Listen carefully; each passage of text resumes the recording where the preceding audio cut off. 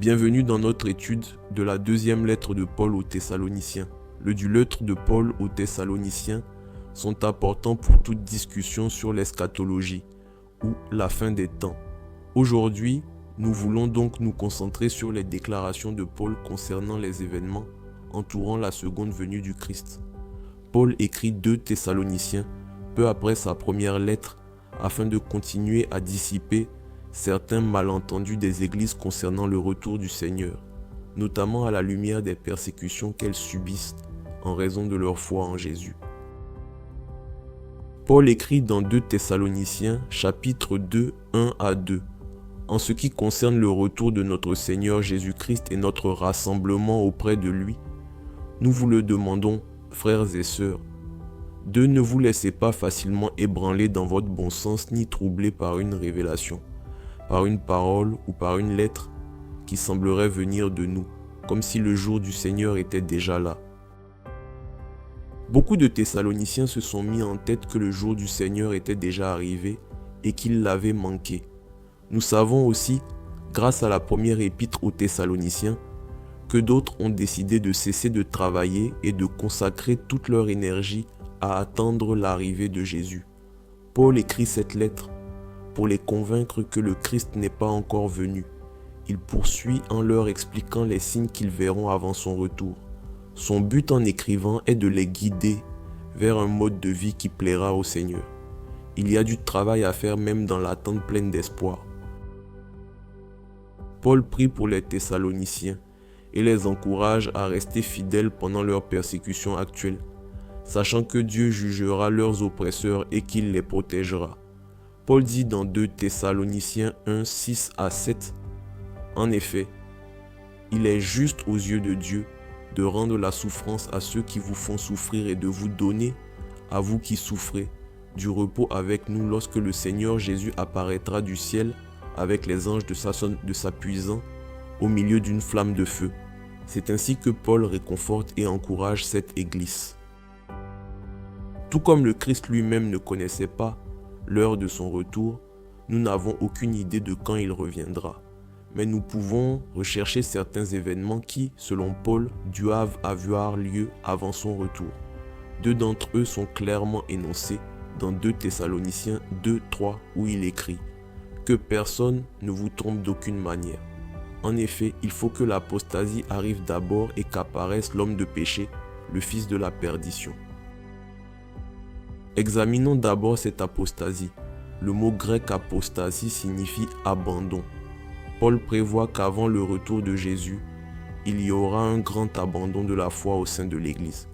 Dans 2 Timothée 3, 1 à 5, Paul écrit « Sache que dans les derniers jours, il y aura des temps difficiles, car les hommes seront égoïstes, amis de l'argent, vantards, orgueilleux, blasphémateurs, rebelles à leurs parents, ingrats, impies, insensibles, implacables, calomniateurs, violents, cruels, ennemis du bien, traîtres, emportés, aveuglés par l'orgueil, amis du plaisir plutôt que de Dieu.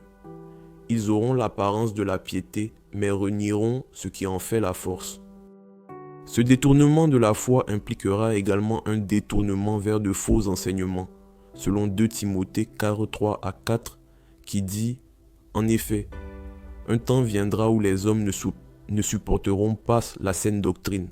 Au contraire, ayant la démangeaison d'entendre des choses agréables, ils se donneront une foule d'enseignants, conformes à leurs propres désirs. Ils détourneront l'oreille de la vérité et se tourneront vers les fables. » L'autre événement mentionné par Paul, qui est sans doute lié au premier, est la révélation de l'homme de l'anarchie. Paul décrit cet homme de l'anarchie comme le fils de la perdition, en disant dans 2 Thessaloniciens 2, 4, « L'adversaire qui s'élève contre tout ce qu'on appelle Dieu ou qu'on adore, il va jusqu'à s'asseoir comme Dieu dans le temple de Dieu en se proclamant lui-même Dieu. L'homme de l'anarchie est généralement considéré comme l'antéchrist qui viendra à la fin des temps. » 1 Jean 2, 18 parle de cette époque en disant « Petits enfants, c'est la dernière heure. Vous avez appris que l'antichrist vient.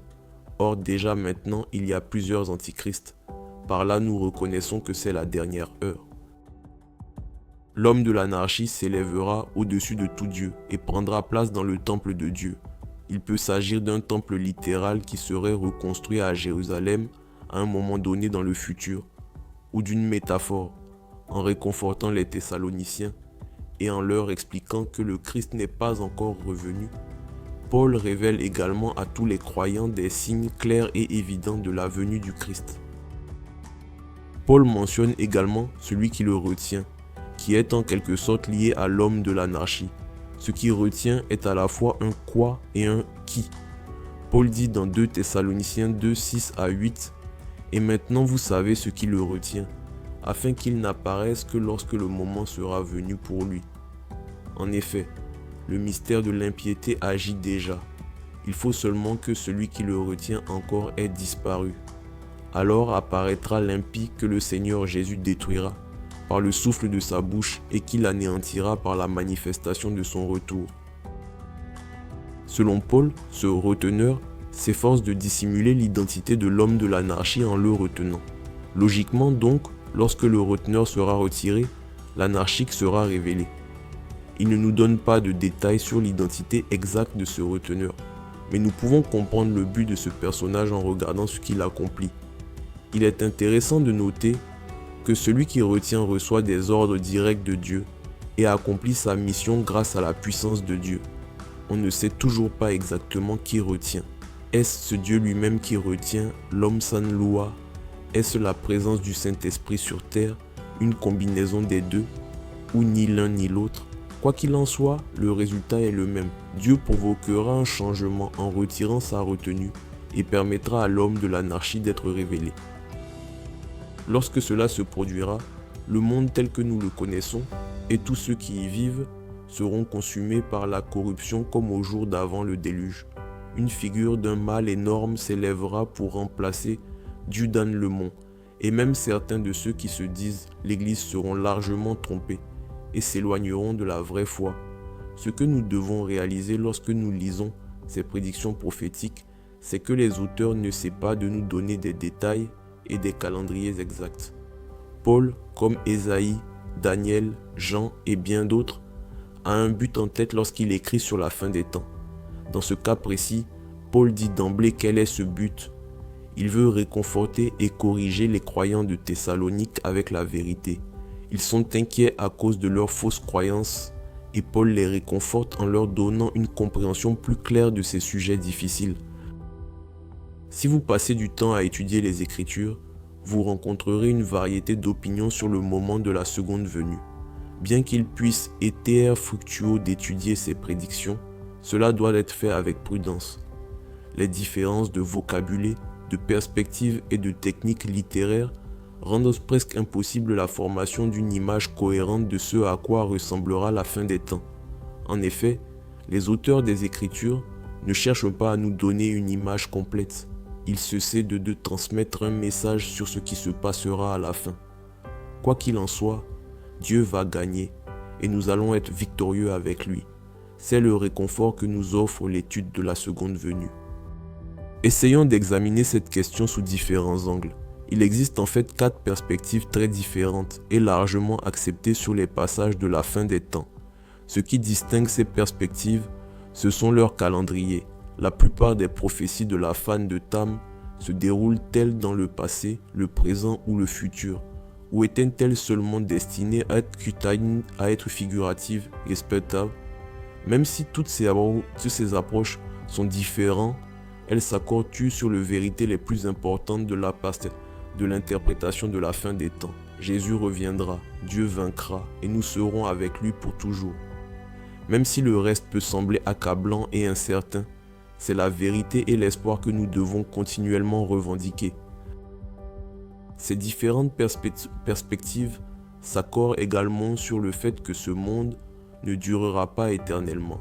Les païens croyaient généralement que ce monde continuerait de manière cyclique, l'histoire tournant et se répétant à l'infini. La vision biblique, en revanche, considère que le monde se dirige vers un point culminant et une fin cataclysmique. Dans l'Ancien Testament, cette fin est appelée le jour du Seigneur ultime et est précédée de nombreuses périodes de Yushmon. Dans le Nouveau Testament, cette fin inclut le retour du Christ, le jugement dernier et l'établissement d'un nouveau ciel et d'une nouvelle terre. Ce jour du Seigneur sera un temps de délivrance et de joie pour le peuple de Dieu, mais un temps de jugement et de destruction pour ceux qui ne se sont pas repentis et ne se sont pas soumis à Dieu. Pierre écrit dans 2 Pierre 3,10 « Le jour du Seigneur viendra comme un voleur dans la nuit. Les cieux disparaîtront avec fracas. Les éléments seront détruits par le feu. La terre et tout ce qu'elle contient seront mis à nu. » De même, Paul a déjà instruit cette église dans la première lettre qu'il leur a écrite, en disant dans 1 Thessaloniciens 5, 2 à 5, « En effet, vous savez bien vous-même que le jour du Seigneur viendra comme un voleur dans la nuit. Quand les hommes diront « paix et sécurité », alors une ruine soudaine fondra sur eux, comme les douleurs sur la femme enceinte. Ils n'y échapperont pas. Mais vous, frères et sœurs, vous n'êtes pas dans le ténèbre pour que ce jour vous surprenne comme un voleur. Vous êtes des enfants de la lumière et des enfants du jour. Nous ne sommes pas de la nuit ni des ténèbres. Quelle que soit votre interprétation des détails, vous devez veiller à ne pas confondre la détermination d'un calendrier futur parfait de la fin avec la compréhension du message prophétique que l'on trouve dans les prédictions de la fin des temps. Ces prédictions ont deux objectifs principaux, et aucun d'entre eux ne consiste à connaître l'avenir pour le simple plaisir de le connaître. Le tableau d'ensemble du plan du Seigneur pour la terre est révélé pour la même raison que les sauveurs passés du Seigneur sont révélés. La prophétie existe pour que le lecteur puisse connaître la nature de Dieu. Ce n'est que lorsque nous connaissons ces choses que nous pouvons devenir ce que Dieu veut que nous soyons, faire ce que Dieu veut que nous fassions. Nous devons faire confiance à sa main souveraine. C'est pourquoi Paul donne toujours des applications pratiques après s'avoir parlé de la seconde venue. Dans 1 Thessaloniciens 5, Paul donne une liste de commandements à suivre en attendant son retour. Il leur dit au verset 12 à 22. 1. Honorez les personnes qui travaillent dur parmi vous et qui vous servent. 2. Vivez en paix. 3. Réprimandez les indisciplinés. 4. Encouragez les timorés. 5. Aidez les faibles. 6. Soyez patients avec tous. 7. Ne vous vengez pas, mais efforcez-vous du bien des autres. 8. Réjouissez-vous toujours. 9. Priez sans cesse. 10. Aux toutes choses, rendez grâce. 11. N'éteignez pas l'esprit.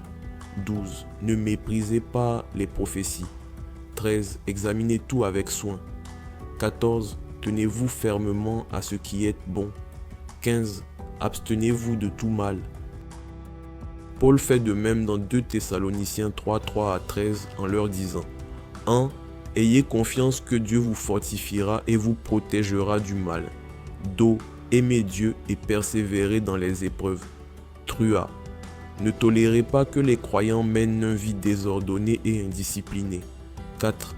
Payez votre part dans le monde et ne soyez pas un fardeau pour les autres. 5. Si quelqu'un ne veut pas travailler, il ne devrait pas non plus manger. 6. Travaillez dur et occupez-vous sans être des fouineurs. 7. Vivez une vie tranquille de responsabilité personnelle. 8. Ne vous lassez pas de faire le bien.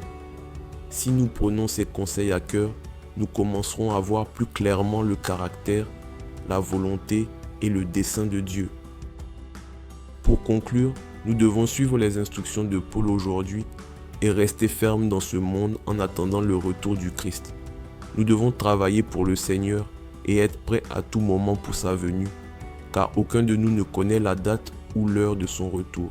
Nous pouvons être témoins de certains signes avant-coureurs de la venue du Christ, mais nous ne devons pas nous focaliser sur ceux-ci ou essayer de déterminer quelle vision de la fin est correcte. Au lieu de cela, nous devons nous accrocher à la vue d'ensemble, nous efforcer d'être fidèles et de travailler dur pour le Seigneur. Nous devons continuer à obéir à sa parole et à mener une vie responsable qui honore notre Père céleste.